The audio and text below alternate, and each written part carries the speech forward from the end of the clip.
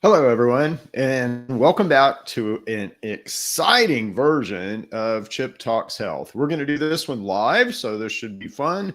Hopefully, you guys catch me in some interesting live mistakes or guffaws, but we will see.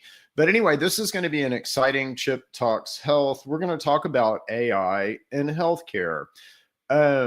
You remember the song Video Killed the Radio Star? Video killed the radio star. Well, that song is, and that's why I titled this Chip Talks Video Killed the Radio Star, is because that's exactly what's happening with AI in many, many places. So you'll recall the whole purpose of that song, Video Killed the Radio Star, was to let us know about kind of change, rapid change, disruptive change. And that's exactly what's going on with AI in many segments. If you're an attorney, you sure better understand AI unless you're a really good courtroom attorney, because otherwise you're not going to have a job in a few years. AI does a great job of writing legal documents, right? So when video came along in music, you had a whole music industry that was focused around radio, right? And it didn't really matter what you looked like. It didn't really matter how you presented yourself. It didn't really matter if you were, dirty or clean or bearded or, had a horrible appearance, let's say, versus I'm bearded. I'm not dirty though, but had a horrible appearance versus, a clean appearance. It didn't matter at all because we couldn't see you. You were on the radio. And I literally lived through this. MTV comes out, VCRs and Betamax recorders come out, whoop, everything changes. So now it matters what you look like. It matters if you can, dance and caper around and, have pretty girls or, whatever the heck in your videos. Completely changed the music entertainment industry, right? Video killed the radio star. So what's happening right now with AI? Well, and we'll get to healthcare in just a second, but I just want to tell you this from my perspective. So again, my background is I'm a mathematician. So I'm understand math and numbers. I love math. At one time I thought I would be, a really smart guy in math and solve some of these unsolvable problems that are still out there. There's like a top 10, math problems to be solved. And, I thought that I would be the guy to maybe solve one of those problems. Well, clearly I haven't done that yet. So maybe that'll be later in life, but not right now. But anyway, I understand, math and logic and all that extremely well. And so my first jobs in industry were as a computer programmer. And then as I advanced, I became, let's say, a supervisor of computer programmers. And then I became an architect of how you, build computer programs. And then I became an executive over a bunch of programmers who were doing those things. But let's say I understand, computer programming really, really, really well. And the way that you used to have to do computer programming is, well, first of all, when it first started, anyone could write a hello world type program. But when those hello world type programs needed to talk to other programs or talk to a device driver or, interface and exchange data with other things, now things got complicated. And if you had to store data, it got even more complicated. And if you're going across the internet, now you had network security layers and all this. So what happened is you ended up having teams, programming teams. Like I'm the networking support layer team, and they would write all the code for the networking support layer. And then you have the database teams, and they'd write all the code for the database stuff. And then you had, application teams and, knitting together teams and, code management teams and all this. But if you really wanted to do an application, a good size application, you ended up with, 30 or 40 people, big teams, a lot of complication. Most errors were in communication. rather than, stuff going wrong in code. So how does this piece of code talk to this piece of code? That's where the errors mainly occurred. And teams just not, communicating. We had project managers that would come in then and help manage us all. So anyway, I got to see that evolution of very simple coding all the way up to very sophisticated coding with big teams. Super complicated effort. So why am I telling you this? Why does this matter to you? Well, because in the last 3 months, there have been changes to AI where a codex like the Chat GPT codex now will do all that for you completely. I can just tell it, build this application, and it will do all of that rapidly in, a week versus years. Okay. So that's how fast things are changing. Again, as AI can rewrite itself, it's going to get better and better and better. So we're hitting that hockey stick of acceleration where AI is going to be in everything. It's going to get better and better. But what I'm telling you from a coding perspective is what used to cost, $500,000 to $1 million and require, 20 to 30 people now could be done in a week with one person. Okay. That's insane. That's way more disruptive, dramatic, and radical change than video killed the radio star. Okay. So we're hitting that change right now. Now, what does that do to our area of interest? Healthcare, right? So is this going to change healthcare? Yes, quite a bit. And the way that it's going to change healthcare is really around mistruths. Okay. So, does the healthcare system even understand your master regulatory system called the endocannabinoid system? No, it doesn't at all. It's only taught, let's say, at a master's level at, 3 or 4 major universities. It's not taught at a PhD level at all. So how can anyone in healthcare understand your master regulatory system called the endocannabinoid system? So again, how can you build a truthful AI model without understanding our master regulatory system? I mean, you can't do it. So first of all, you have to understand the master regulatory system in order to build a truthful and useful, let's say, health algorithm and way to help you with your health. So if you don't understand your master regulatory system, how can you do that? And when you look at how the current health system, let's say, is constructed around the lack of that truth, you have a bunch of different siloed systems that, seemingly don't care or communicate with each other. So let's say without that overreaching umbrella of the endocannabinoid system as our master regulatory system, you get lost. I mean, how does your immune system know what your feeding and craving system is doing? How does your immune system know if it needs resources, if it needs additional vitamins and fats and horsepower? Again, that's kind of unexplained. Central nervous system somehow decides that. The brain, that's just unexplained right now in current medicine. In fact, let's go a little deeper into the flaws, and we'll talk about each of these flaws in the current health model. So the biggest flaw overall is philosophy. Okay.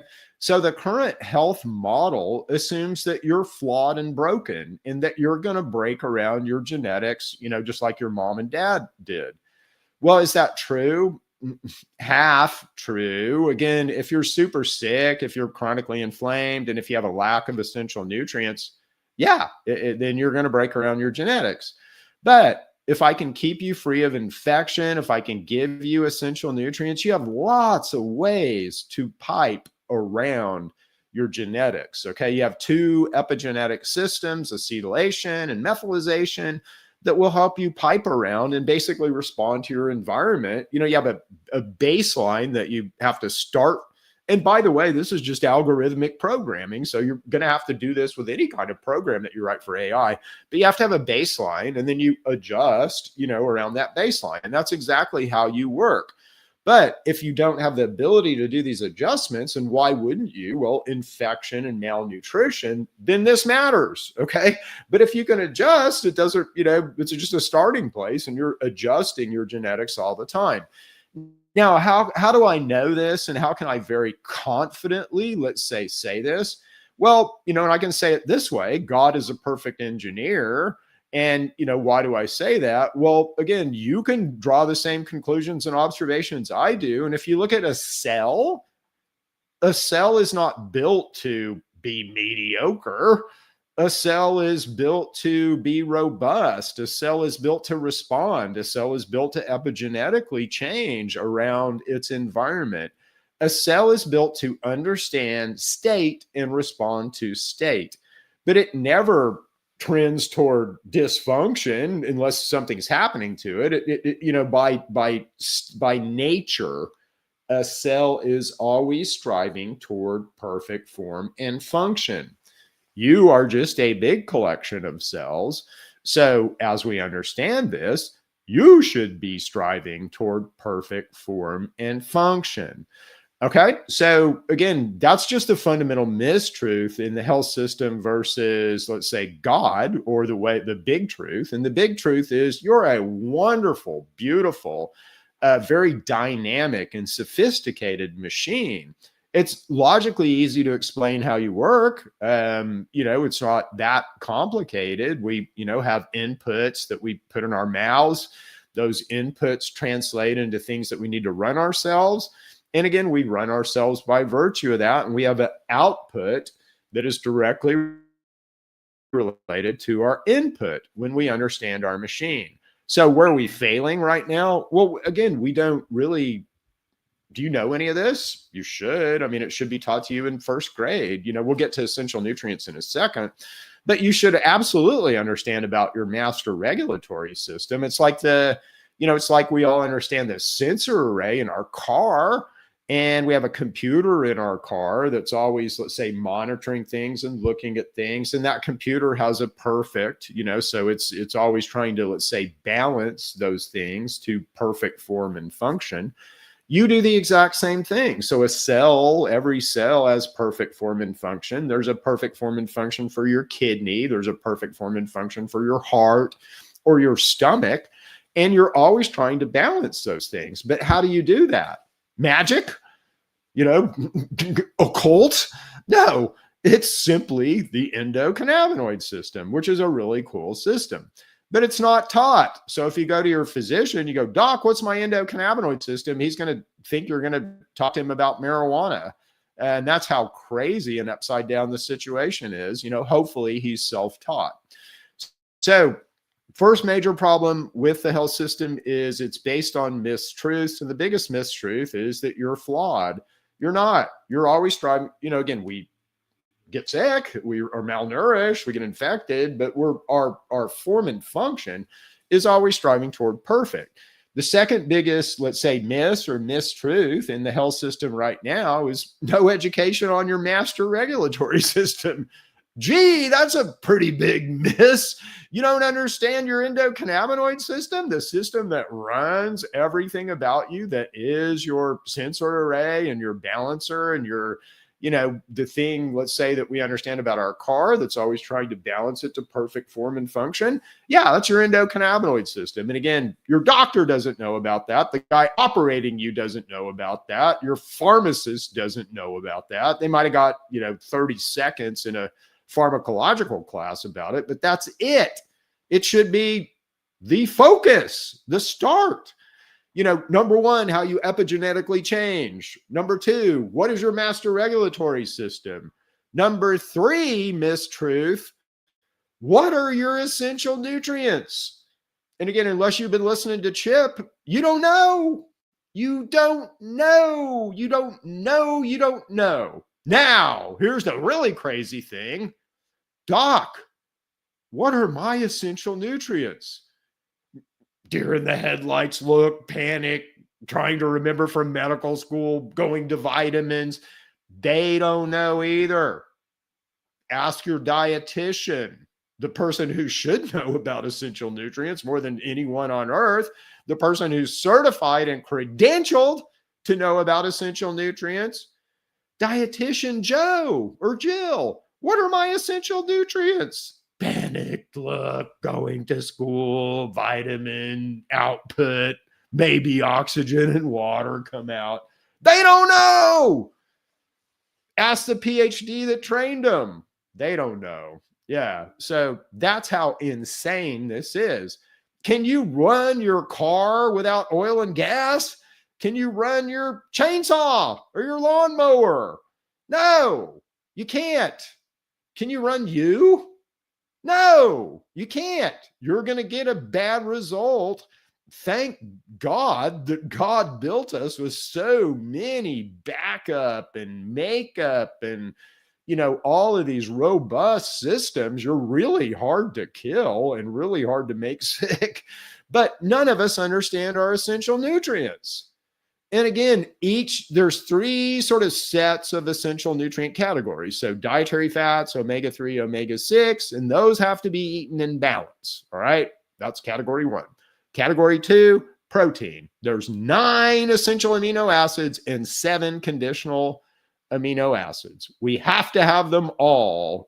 You'll build conditionals from the essentials with vitamin C, but not if you're infected. So we just got to have them all. Just got to have them all.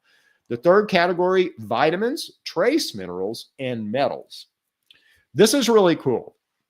So if you pull up an AI model and you say, gee, what happens if I or anyone or a society misses with inadequate B and C vitamins, inadequate collagen, because that's what you mainly build from you build a lot of stuff from protein, but protein plus the 7 and where we miss is collagen. So what happens if a society misses with B and C vitamins, misses with collagen, overconsumes omega-6 fats, and underconsumes omega-3 fats? That's exactly what we're doing right now and how we're missing in essential nutrients. Wow. You're going to get back an answer like, ooh, that society is in danger. That society is badly hurting itself. That society is greatly increasing their risk of autoimmunes, of cancer, of Crohn's, of IBS, of diabetes, of nerve symptoms, of neurological decline type diseases, which, guess obesity. Guess what? That's exactly what we see in our society right now. Could it be that easy? It's not quite that easy, but it certainly is somewhat that easy. Okay. So again, why are we declining as a society and declining so much in health? We don't need MAHA to tell us this. We don't need HHS to tell us this. It's simply because, number one, you don't understand your essential nutrients, and number two, you don't eat them.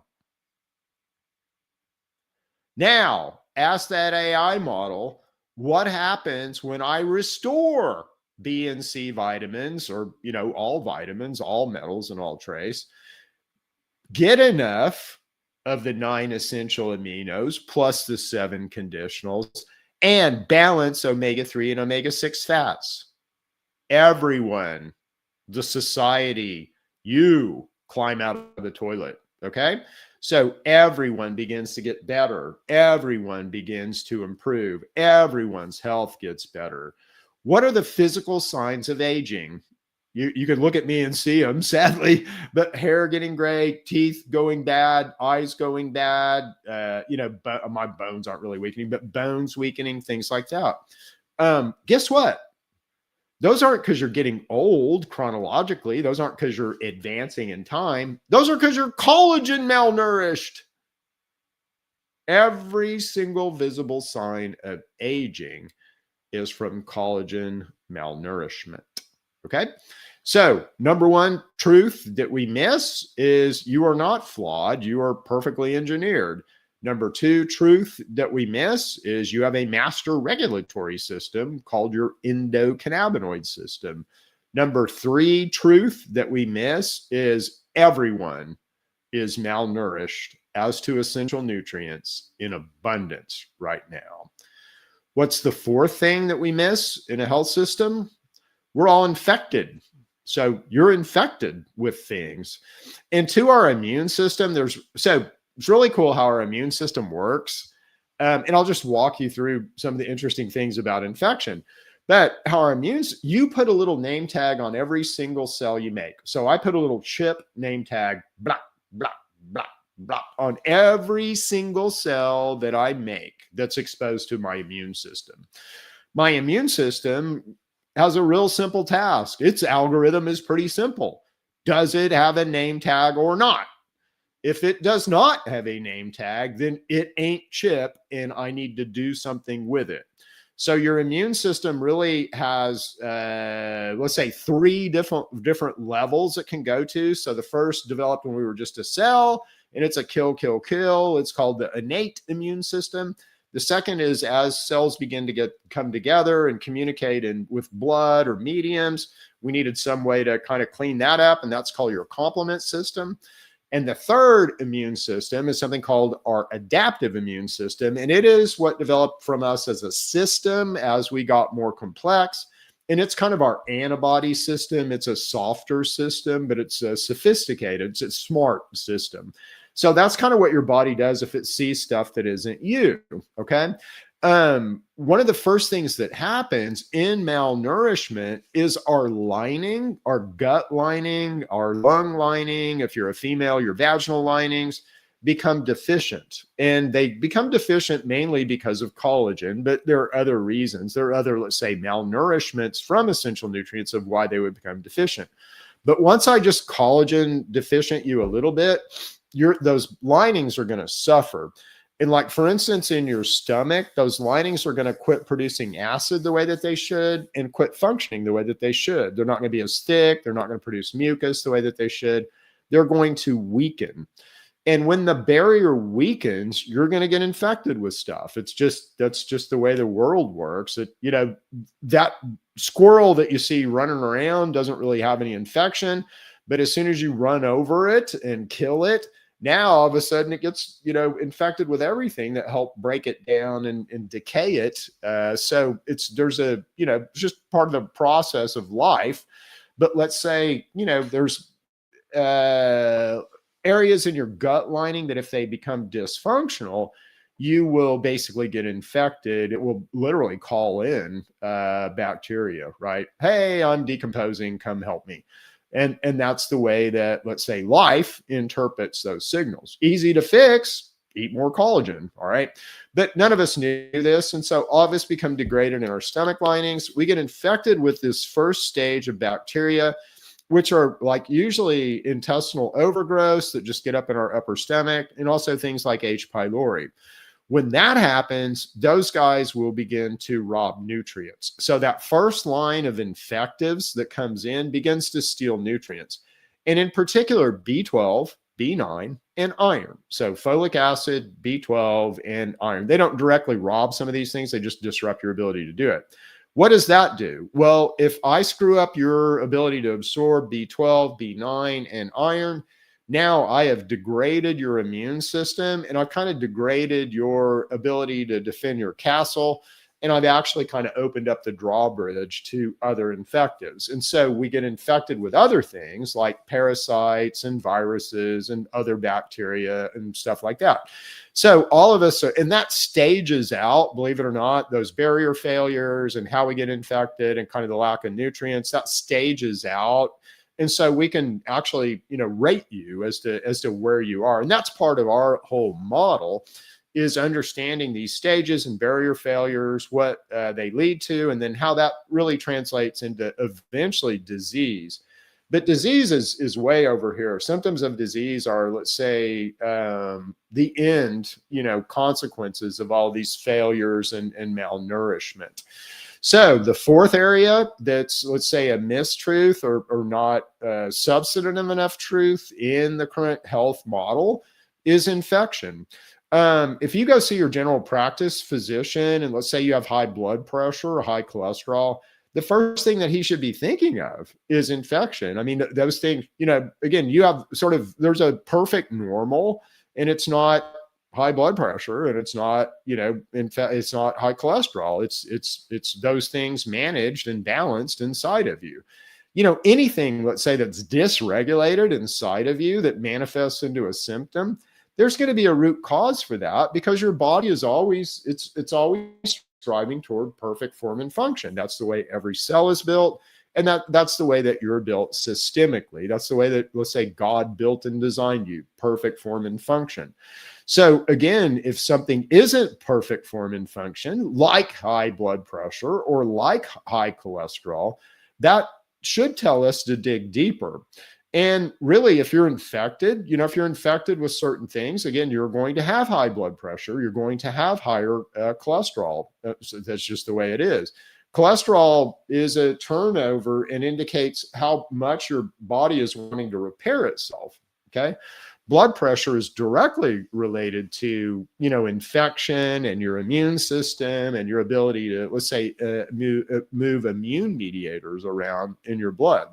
So again, the health system, how we look at things, seems to be, a business model right now, right? So it's a half-truth business model that is not going to tell you what you need, and is not really going to tell you if you're infected with stuff. It's just going to look at symptoms and then try to move you just barely, out of those symptoms, but not really fix anything.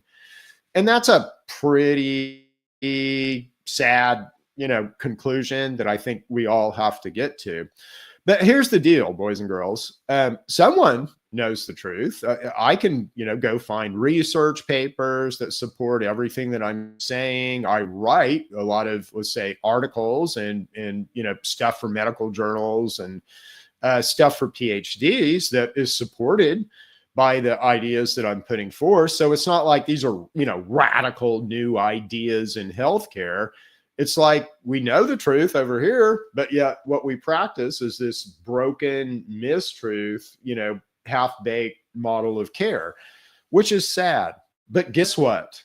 Video will kill a radio star, and AI will be able to sift through all of this mistruth and misunderstanding and really begin to suggest and correct where our current health model is now. So what am I saying? I'm saying, be an activist if you want to be an activist. I'm an activist, and I'm, want to be and am involved in MAHA type efforts, and that's fine. But ultimately, this is going to break under its own weight, and it's going to break because video killed the radio star. AI is going to kill not just this model, the half-baked, let's say, mistruthy current healthcare model. It's also going to bake the, let's say, half-baked and mistruthy curriculum model in colleges. Like, why aren't you taught about your essential nutrients? And the curriculum model in high schools and in grade schools. It's going to break every single institution. Government, why can't government function more efficiently? If people in government are, let's say, not honoring their truths and breaking their contracts that they had with voters, well, again, that's going to be a red glaring headline when AI starts monitoring all this stuff, right? And looking at all this stuff. Now, should we be scared of AI? I don't think so. Again, I program, AI models. I help, let's say, build the underpinning code that led to AI. And AI will only be as good as an if then else statement. Now, if I can do enough of those rapidly, then that looks like I'm reasoning. And honestly, that may be what we do. That may be how we reason. We just may be a super fast, if then else calculator, right? And that may be what reasoning is all about. But anyway, it's only as good as if then else statements. Creativity is something that's unique to humans right now. It may get good enough to actually be creative, but where I see it as a really good tool is a truth model and drawing corollaries and drawing, let's say, associations between disparate data that we don't now to help improve our truth models. So there absolutely should be a truth model for healthcare and for, let's say, building health algorithms. But you can't do that with where we're at right now in the current medical system. It doesn't work. It will break because it's not truthful. So anyway, we'll leave it there. We'll be back next week with another exciting version of Chip Talks Health. If you like this one, give us a like and a share. If you're interested in, let's say, how you can help yourself with natural products and processes, that's what TrueMedix is all about. We're writing protocols for physicians. We're writing AI models, but we also have a really good line of patented backed supplements. So be sure you check out TrueMedix.com. And if you're in the Oklahoma area and you're looking for, let's say, non-medical care, check out Neighborly Wellness, our clinic that's in Edmond, Oklahoma. We are looking to expand our clinic footprint. So if that's something that's interesting to you, contact us. We've got ways that you potentially could do that with, our licensing structure. Anyway, we'll leave it there. Thank you guys. We'll see you back next week for another exciting version of Chip Talks Health. See ya.